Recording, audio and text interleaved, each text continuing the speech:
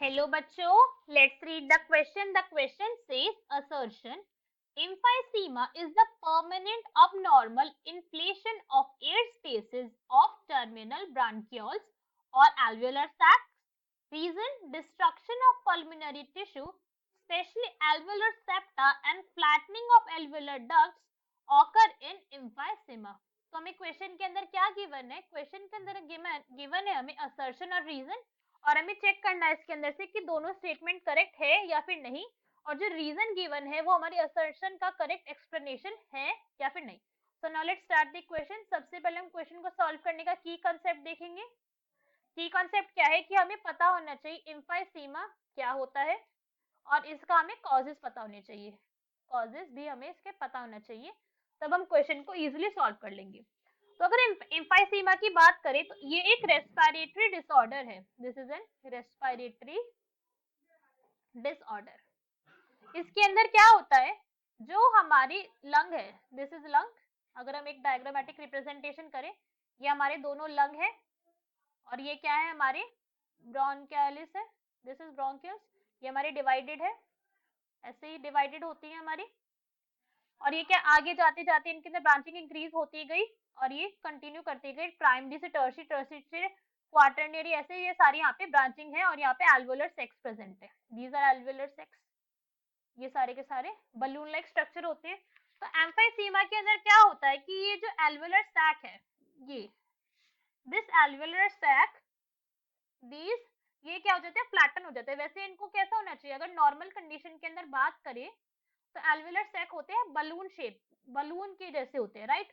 फूले हुए होते हैं, ऐसे ऐसे ही होते हैं एल्वोलर सैक, आपस में एक दूसरे के साथ अटैच, बलून जैसे.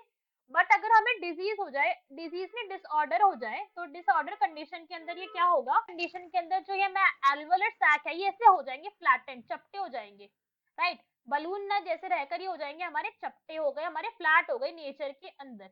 तो फ्लैट होने से क्या होगा कि यहाँ पे जो गैसेस का एक्सचेंज पहले आराम से हो रहा था, अभी गैसेस का एक्सचेंज इतनी इजीली नहीं हो पाएगा. So from this what we can say, जो हमें असर्शन गिवन है, असर्शन तो हमारा बिल्कुल ट्रू स्टेटमेंट है अपने आप में. असर्शन कैसा है, बिल्कुल ट्रू है.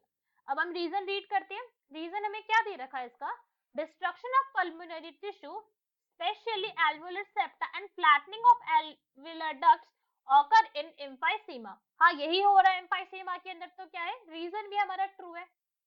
बट ये क्या इस स्टेटमेंट को, हमारे असर्शन को एक्सप्लेन कर रहा है? नहीं, ये एक्सप्लेन नहीं कर रहा है इसको. अगर हम इसकी एक्सप्लेनेशन देखें, इस स्टेटमेंट की एक्सप्लेनेशन क्या होती है, इसकी एक्सप्लेनेशन ये है कि एम्फाइसीमा होता है हमारा mainly due to cigarette smoking.